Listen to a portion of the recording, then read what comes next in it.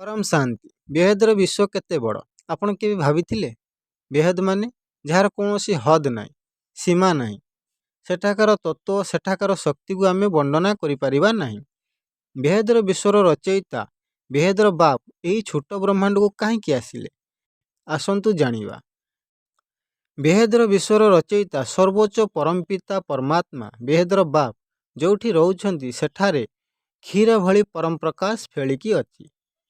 ତାକୁ ଆମେ କେବଳ ମେହସୁସ କରିପାରିବା। ତାଙ୍କର ଅଂଶ ମାତ୍ର ଶକ୍ତିରେ ସାରି ବ୍ରହ୍ମାଣ୍ଡ ବନିଛି। ସେଠାରେ କେବଳ ପରମ ପ୍ରକାଶ ହିଁ ପରମ ପ୍ରକାଶ ଅଛି। ତାଙ୍କର ଏକ ସଂକଳ୍ପରେ ଅନନ୍ତ ଅନନ୍ତ ପାୱାରର ଆତ୍ମା ବନିଲେ, ଯେଉଁମାନେ ନିଜର ବ୍ରହ୍ମାଣ୍ଡ ବନେଇଲେ, ଯାହାର କଳା ଆମେ ମାପି ପାରିବା ନାହିଁ। ଏପରି ସେମାନଙ୍କ ମଧ୍ୟରୁ ସବୁ ଏକ ଏକ ଆତ୍ମା ଫିର୍ ସଂକଳ୍ପ କଲେ ଆଉ ଅନନ୍ତ ଅନନ୍ତ ଆତ୍ମାମାନଙ୍କର ସର୍ଜନ କଲେ। ଏହିପରି ଫିର୍ ସେହି ଆତ୍ମାମାନେ ବି ସଂକଳ୍ପ କରି କରି ଅନନ୍ତ ଅନନ୍ତ ବ୍ରହ୍ମାଣ୍ଡ ବନେଇ ଚାଲିଲେ।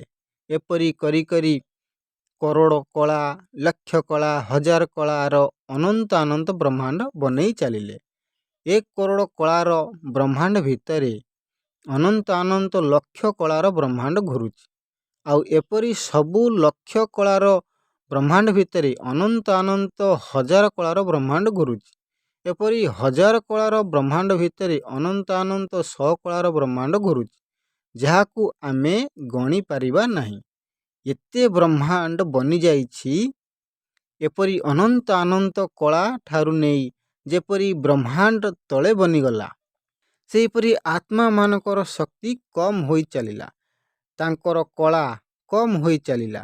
ସେଥିପାଇଁ ସେହି ବ୍ରହ୍ମାଣ୍ଡରେ ଯେଉଁ ଶକ୍ତି ଥିଲା, ପରମ ତତ୍ତ୍ୱ ଥିଲା, ସେସବୁ କମ୍ ହୋଇ ସେଥିରେ ତତ୍ତ୍ୱ ବନିବାକୁ ଲାଗିଲା।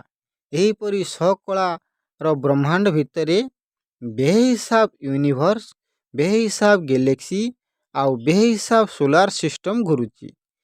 ଏହି ସୋଲାର ସିଷ୍ଟମରେ ଜଡ଼ ସୃଷ୍ଟି ବନିଗଲା। ଏତେ ଜଡ଼ ବନିଗଲା ଯାହାକୁ ଉପରବାଲାର ଜ୍ଞାନ କିଛି ବି ବୁଝିପାରୁନାହିଁ। ଯେପରି ଏକ ବଡ଼ ଡବାରେ ଅନନ୍ତ ଅନନ୍ତ ଛୋଟ ଡିବା, ଆଉ ସବୁ ଏକ ଏକ ଡିବା ଭିତରେ ଅସଂଖ୍ୟ ଡିବା। ଏପରି କରି କରି ସବୁଠାରୁ ଛୋଟ ଡବା ମାନେ ସୋଲାର ସିଷ୍ଟମ। ଯଦି ଆମେ ସମୟର ଗଣନା କରିବା ତ ସବୁଠାରୁ ତଳବାଲି ବ୍ରହ୍ମାଣ୍ଡରେ ଯେବେ ଅନନ୍ତ ଅନନ୍ତ କରୋଡ଼ ଅର୍ବ ଖର୍ବ ବର୍ଷ ବିତିଯାଏ, ତେବେ ଉପରର ବ୍ରହ୍ମାଣ୍ଡରେ କେବଳ ଏକ ସେକେଣ୍ଡ ହୋଇଥାଏ। ଏପରି ଯେବେ କମ୍ କଳା ବାଲି ବ୍ରହ୍ମାଣ୍ଡ ବନିଲା, ତେବେ ସବୁକିଛି ପରମପିତା ପରମାତ୍ମାଙ୍କର ରହିତରେ ସେଠାରେ ତ ଏକ ସେକେଣ୍ଡର ଖର୍ବ ଭାଗ ହୋଇଥାଏ। ଯେବେ ସେହି ପରମପିତା ପରମେଶ୍ୱର ନିଜର ଦିବ୍ୟ ଦୃଷ୍ଟିରେ ତଳେ ବ୍ରହ୍ମାଣ୍ଡକୁ ଦେଖିଲେ, ତ ତାଙ୍କୁ ଏକ ବ୍ଲାକ୍ ଡଟ୍ ଦେଖାହେଲା, ମାନେ କଳା ଦାଗ ଦେଖାହେଲା। ମାନେ ବ୍ରହ୍ମାଣ୍ଡ ଏପରି ହେବ ଯେଉଁଥିରେ ପରମ ଶାନ୍ତି, ପରମ ତତ୍ତ୍ୱ ବହୁତ କମ୍ ହୋଇଯାଇଥିଲା, ବିଲକୁଲ ଅଳ୍ପ କିଛି ରହିଯାଇଥିଲା। ସେହି ପରମପିତା ପରମାତ୍ମା ଭାବିଲେ କି ଏପରି କାହିଁକି ହେଲା, ଏହି ଗଡ଼ବଡ଼ କାହିଁକି ହେଲା? ଏହାକୁ ଜାଣିବା ପାଇଁ ସେ ତଳ ବ୍ରହ୍ମାଣ୍ଡର ରଚୟିତା ଠାରୁ ଜାନକାରୀ ତଥ୍ୟ ମାଗିଲେ। ତେବେ ତଳ ବ୍ରହ୍ମାଣ୍ଡର ରଚୟିତା ନିଜର ଅସଂଖ୍ୟ ରୂପ ବାହାର କରି ଏହି ଜାନକାରୀ ପ୍ରାପ୍ତ କଲେ।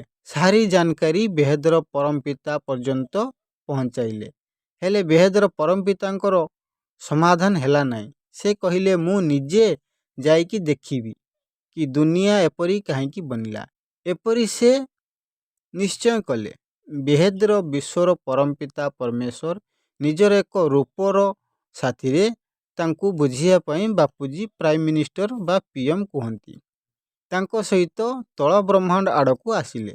ବେହେଦର ପରମପିତା ବେହେଦର ପ୍ରାଇମ ମିନିଷ୍ଟର ବା ପିଏମ୍ଙ୍କ ସାଥିରେ ଅନନ୍ତ ଅନନ୍ତ କଳା ଠାରୁ କରୋଡ଼ କଳା, ଲକ୍ଷ କଳା, ହଜାର କଳା, ଶହ କଳାର ଆଉ ଏକ କଳାର ବ୍ରହ୍ମାଣ୍ଡ ପର୍ଯ୍ୟନ୍ତ ତଳକୁ ଆସିଲେ।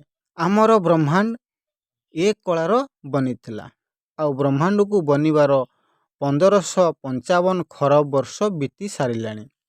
ଏହି ବ୍ରହ୍ମାଣ୍ଡର ରଚୟିତା ପାଖରେ ବହୁତ କମ୍ ଶକ୍ତି ଥିଲା। ବ୍ରହ୍ମାଣ୍ଡ ଏପରି ଟୁଟା ଫୁଟା ବ୍ରହ୍ମାଣ୍ଡ ଲାଗୁଥିଲା। ତେବେ ବେହେଦର ପରମ ପିତାନେ ଏହି ବ୍ରହ୍ମାଣ୍ଡର ପରମ ଧାମରେ ରହି ଏକ ଶକ୍ତିଶାଳୀ ଆତ୍ମାର ରଚନା କଲେ। ତାଙ୍କୁ ବାପୁଜୀ ବଳରାମ କୁହନ୍ତି। ତାଙ୍କୁ ବ୍ରହ୍ମାଣ୍ଡର ସଂରଚନା ପାଇଁ କାର୍ଯ୍ୟ ଦେଲେ ଆଉ ଦ୍ୱିତୀୟ ଆତ୍ମା ବନେଇଲେ, ଯାହାଙ୍କୁ ବାପୁଜୀ ଛୋଟରାମ ବାପୁଜୀ କୁହନ୍ତି। ଯିଏ ବଳରାମ ବାପୁଜୀ ନିଜର ଶକ୍ତି ସହିତ ଶିବଶକ୍ତି ବନି ଏହି ବ୍ରହ୍ମାଣ୍ଡର ସଂରଚନା କଲେ।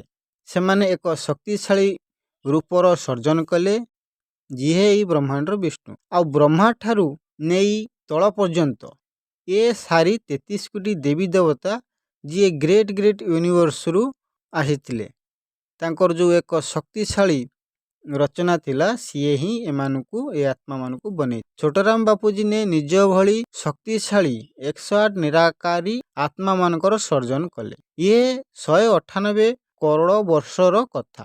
ଆଉ ପରେ ସେଇ ନିରାକାରୀ ଆତ୍ମାକୁ 15 ଲକ୍ଷ ବର୍ଷ ପୂର୍ବେ ଧରତୀର କାମରେ ଲଗାଇ ଦେଲେ ରିସର୍ଚ୍ଚ। ଆଉ ସେ ପୃଥିବୀ ଠାରୁ 500 କିଲୋମିଟର ଉପରେ ଏକ ଶକ୍ତିଶାଳୀ ଗୋଲା ବନାଇ ସେଠାରେ ରହିବାକୁ ଲାଗିଲେ, ଯେପରି 108 ଆତ୍ମାମାନଙ୍କର ରଚନା କରାଯାଇଥିଲା।